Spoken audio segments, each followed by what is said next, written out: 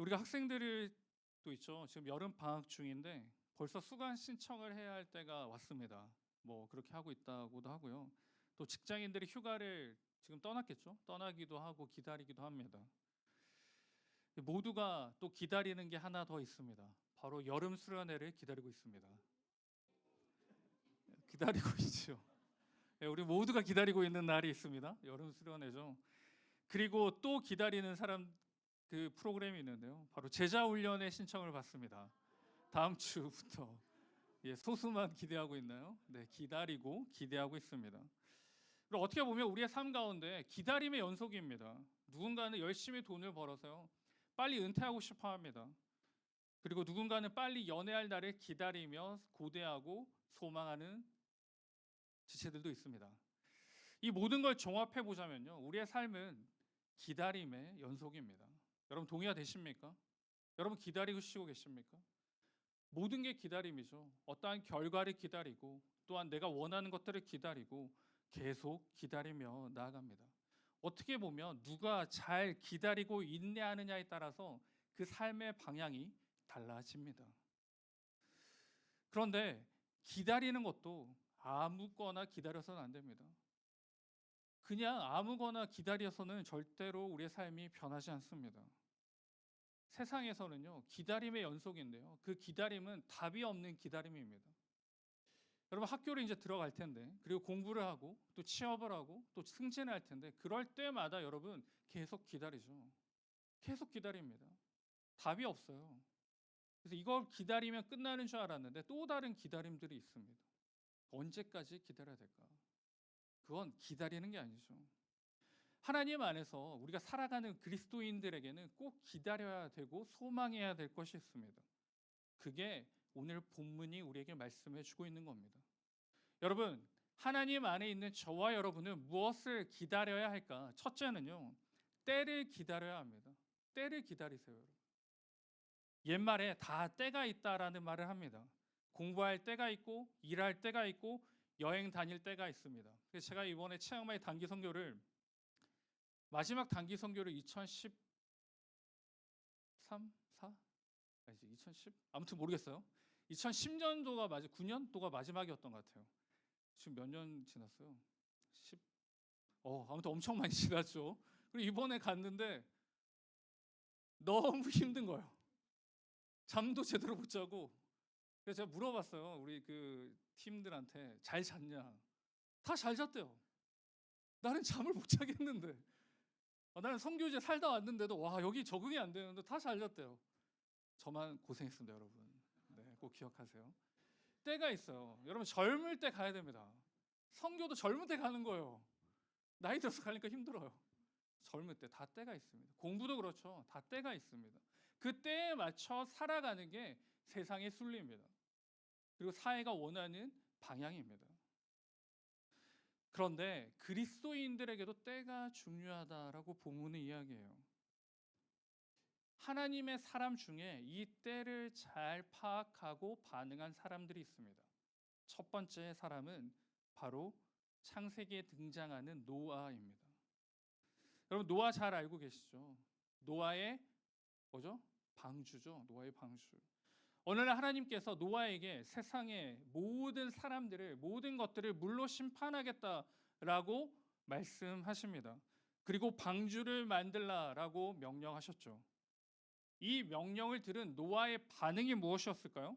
창세기 6장 22절인데 같이 읽습니다. 시작. 노아가 그와 같이 하여 하나님이 자기에게 명하신 대로 다 준행하였더라. 하나님이 말씀하셨는데 그냥 비를 내리겠다, 그냥 진노하겠다가 아니라 물로 다 쓸어버리겠다는 거였어요. 그래서 방주를 만들랍니다. 여러분 같으면 이 방주를 만들 수 있으시겠습니까?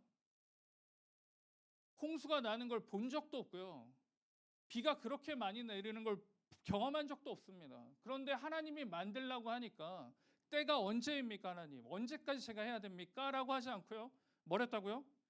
명하신 대로 행하더라. 그 때를 알지 못해요. 그런데 행동합니다. 왜요? 하나님이 말씀하셨으니까요. 그때는 언제일까요? 하나님이 정하시는 겁니다, 여러분. 창세기 7장 5절에 노아가 여호와께서 자기에게 명하신 대로 다 준행하였더라. 방주를 만들고요. 또 이제 동물을 드리라고 하니까 그대로 말씀대로 순종합니다. 그대로 다 준행합니다. 이게 믿음의 사람입니다. 믿음의 사람은 때를 기다리는데 그 때를 알고 기다리는 게 아니라요. 하나님의 말씀에 순종하는 게 때를 기다리는 거예요. 그 때를 알므로 내가 행동하는 게 아닙니다. 또 한 사람이 있는데 창세기에 등장하는 아브라함입니다.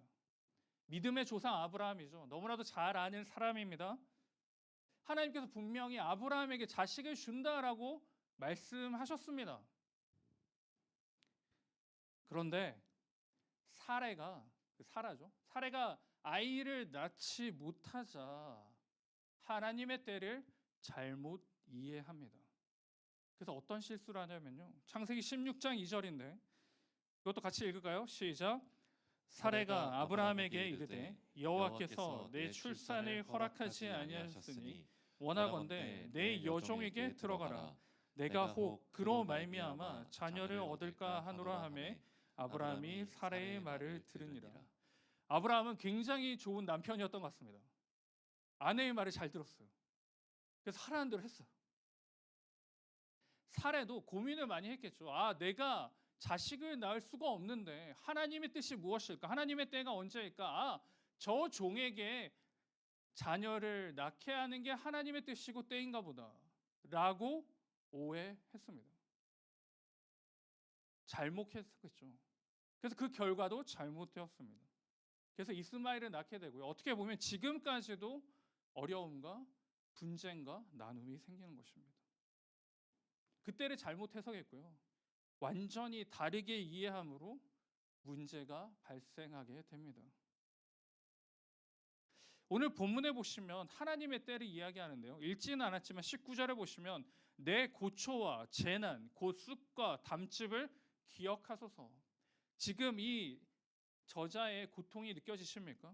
그리고 20절에요. 내 마음이 그것을 기억하고 내가 낙심이 되어. 이 표현은요, 한순간도 그 고통을 잊을 수 없는 우울한 상태를 이야기합니다. 우울해진 사람의 감정적인 반응을 기록하고 있어요. 비탄에 빠져 있습니다. 민족이 망했고요. 백성들이 포로로 끌려가고요. 살육당하고 있습니다. 그걸 보는 거예요. 보고 있어요. 그 고통이 동일하게 느껴집니다. 여러분의 삶 가운데 비탄과 고통과 어려움과 역경 가운데 있는 지체들이 있습니까? 물론 이 정도까지는 아니겠죠. 하지만 미래가 보이지 않고 하나님의 때가 어딘지 모르겠고 응답이 없는 내 삶 가운데 답답하게 여기며 지나가는 지체들이 있으십니까? 지금 똑같은 상태입니다. 내 고초와 재난과 쑥과 담즙 가운데 있는 거죠. 그런데요, 이분이 어떻게 고백할까요? 21절에 이것을 내가 내 마음에 담아 두었더니 그것이 오히려 나의 뭐가 되었다고요? 소망이 되었사옵니다. 21절에. 그리고 22절에 보면요. 여호와의 인자와 긍휼이 무궁하심으로 우리가 진멸되지 아니함이로다라고 고백합니다. 하나님에 대한 기대가 있습니다. 소망의 때가 있음을 기억합니다. 근거가 무엇일까요? 바로 헤세드입니다. 헤세드. 하나님이 우리를 사랑하신다. 그 사랑이요, 그냥 사랑이 아닙니다. 연민입니다. 이 연민이란 표현을 원어에 찾아보시면 자궁이란 뜻인데요. 이게 무슨 말이냐? 우리를 그 안에서 보호하시고 누리게 하시고 평안하고 안전함을 주는 걸 이야기합니다. 우리가 기다리는 게 있습니다. 세상적으로도 동일합니다. 우리는 소망이 있습니다. 소망을 기대합니다. 내가 조금 더 나은 삶을 살 수 있는 소망. 내가 조금 더 건강하고 행복하고 내가 조금 더 지식적으로 그리고 대외적으로 나타날 그 소망을 기다립니다. 그런데 그게 진짜 소망인가? 아니요. 성경은 그렇게 말씀하지 않습니다. 우리의 소망의 때는 바로 주 예수 그리스도 그 하나님 한 분만이 우리의 소망의 때입니다. 내 삶이 어떻게 전개될지 내가 무엇을 준비하는지 그 준비할 때마다 안 되는 이 상황과 환경 가운데 답답하기만 하고 끙끙대며 고민하고 걱정하며 살아갑니다. 그런데요, 말씀은 그렇게 사는 게 하나님의 사람들이 아니라고 분명히 말씀하십니다. 하나님의 사람들은 어떻게 사느냐? 그 소망을 주님께 두는 자들은 어떻게 사느냐? 그 때를 기다리는 사람들은 어떻게 사느냐? 본문 24절인데요. 24절 있나요? 같이 읽습니다. 시작. 내 심령에 이르기를 여호와는 나의 기업이시니 그러므로 내가 그를 바라리라 하도다. 오늘 본문에 보시면 기업이라고 말합니다. 기업은 몫이고 그리고 가나안 땅 분배될 때 지파들에게 나누어 준 그 표현입니다. 그게 기업입니다. 무엇이냐? 회복을 찬양합니다. 반드시 회복될 것임을 선포하고 있습니다. 그리고 26절에 보시면요. 사람이 여호와의 구원을 바라고 잠잠히 기다림이 좋도다라고 말씀합니다. 하나님의 사랑을 입고요. 하나님의 은혜를 입은 저와 여러분은 때를 기다립니다. 그 때를 어떻게 기다리느냐? 잠잠히 하나님을 볼 때 그때는 우리 가운데 역사합니다. 제가 청년을 신방하다 보면요. 이런 경우가 있습니다. 목사님, 제가 고민이 있는데요. 이렇게 해야 될까, 저렇게 해야 될까 고민이 됩니다. 목사님 기도해 주시고 답을 알려주세요. 이렇게 말합니다. 그러면 제가 어떻게 할까요? 기도를 합니다. 그리고 생각이 나서 전화를 겁니다. 그래서 그 일 어떻게 하기로 했어? 라고 물어봅니다. 그러면 그 전화를 받은 지체가 저에게 뭐라고 하는지 아세요? 목사님 이렇게 하기로 했습니다. 그래서 제가 잘했구나 라고 하고 속으로는 무슨 생각할까요? 왜 나한테 물어봤지? 자기가 다 결정해 놓고 뭘 기도해 달라는 거지? 기도의 응답인가? 라는 생각을 하는데요. 여러분 마찬가지입니다. 우리의 상황과 환경 가운데 하나님의 때를 주시고 하나님의 인도하심을 구하며 나아갑니다. 그런데 문제는요. 그때가 이르기 전에 내 마음대로 결정하고 진행합니다. 내가 원하는 대로 해요. 기도할 때부터 내가 원하는 대로 합니다. 하나님 내가 이걸 더 원하는데 이 둘 중에 뭐가 하나님의 뜻입니까? 보여주세요. 제가 원하는 대로 할게요. 하나님 했습니다. 통보하는 거예요, 여러분. 통보하는 거예요. 때를 기다려야 된다. 여호와는 나의 기업이시니 그러므로 내가 그를 바라고요. 그리고 잠잠히 기다림이 좋도다.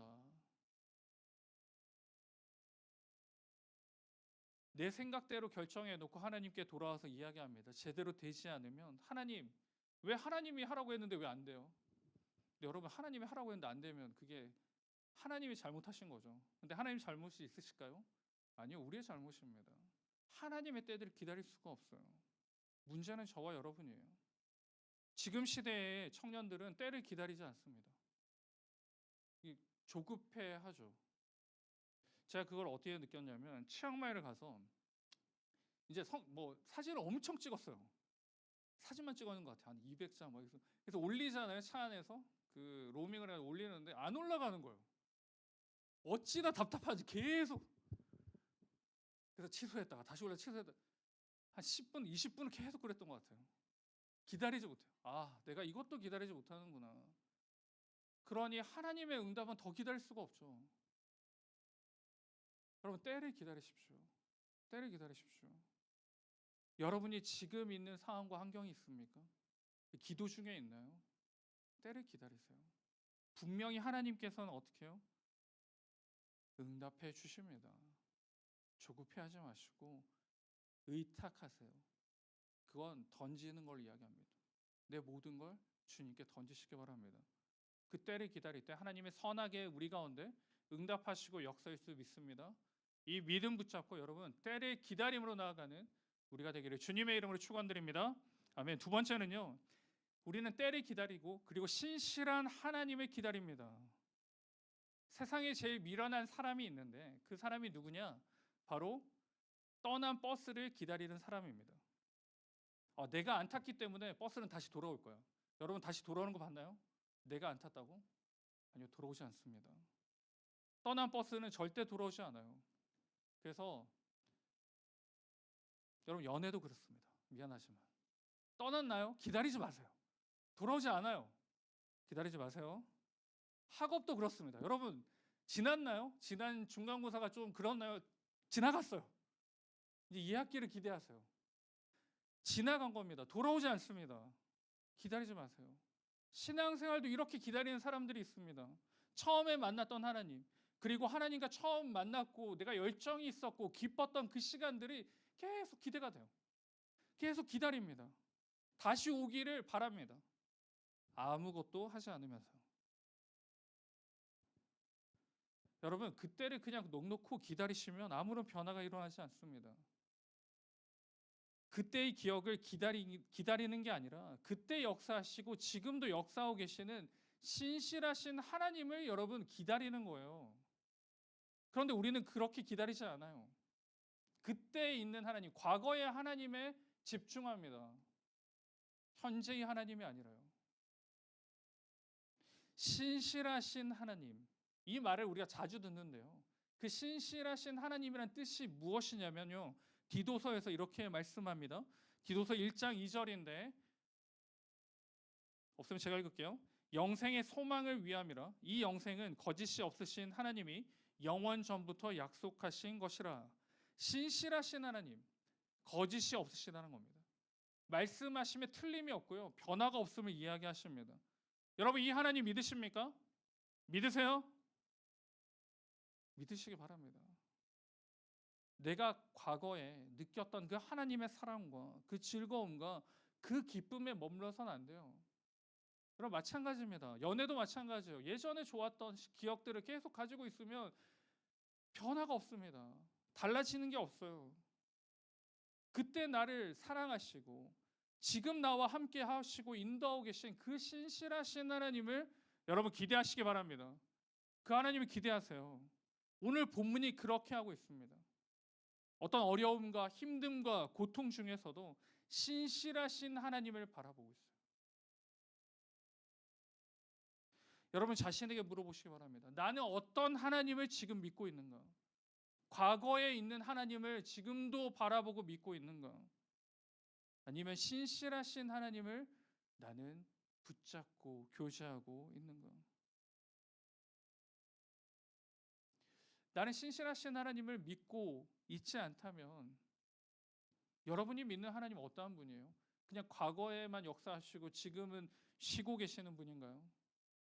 아니면 기분 파인 하나님입니까? 뭐 내가 열심히 찬양하면 은혜만 주고 뭐 안 하면 안 주고 이런 분이신가요? 고난은요, 내가 지금 있는 상황은요, 힘듦은 하나님으로부터 거부와 소외와 고통이 아니라 끊임없는 하나님의 사랑으로 채워질 통로입니다. 그러니 막막합니까? 보이지 않나요? 끊어지는 게 아닙니다.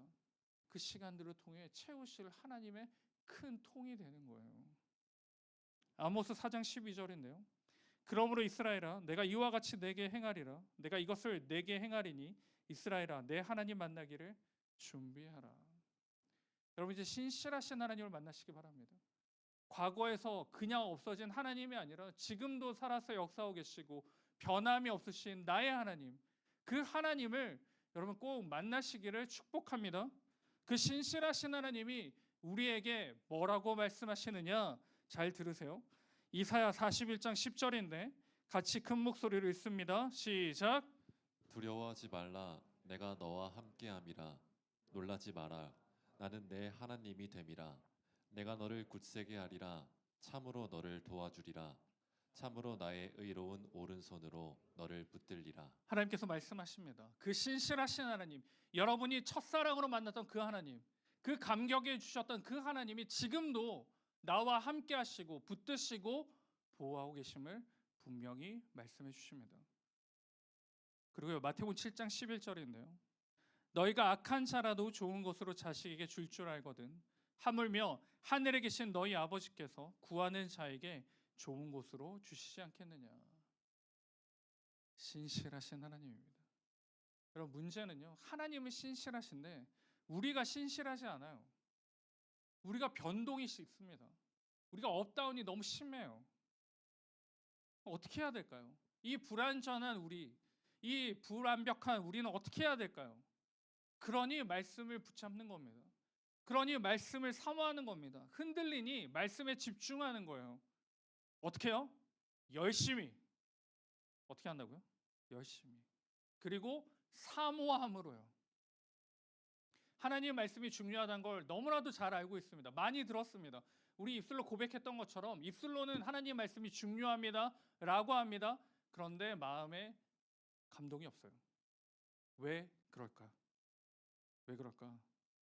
말씀이 나하고 그렇게 연결되지 않아요. 나에게 그렇게 역사하지 않습니다. 나와 동떨어졌다 생각하는 거죠.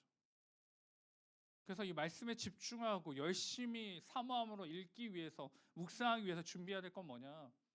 바로 이 말씀을요. 사랑의 편지로 받으세요. 나를 위한 하나님이 적어주신 러브레터로 받으시기 바랍니다. 우리가 그 치앙마이 가서 롤링 페이퍼를 했는데요. 롤링 페이퍼를 이제 다 돌리고 나서 이제 저는 어디 외부에 나갔다가 받았는데 그 다음날 아침에 이제 팀들이 저한테 물어봤습니다. 목사님 우셨어요? 목사님 롤링 페이퍼 보고 우셨어요? 뭐 보고 우셨어요? 울지는 않았는데 왜 울 포인트가 그렇게 뭐 막 없었거든요. 근데 자기네들끼리 막 그렇게 막 했나 보죠. 묻고 싶어요. 어느 포인트에서 울어야 되는 거예요? 한번 제가 사진 찍어서 한번 올려보도록 하겠습니다. 울 포인트가 있는지. 아무튼 막 우셨어 막 이러는 거예요. 물론 이제 마음으로 울었죠. 너무 감동을 받아서 너무 감사하고 그랬죠. 중요한 건요. 여러분 이 하나님의 말씀을요.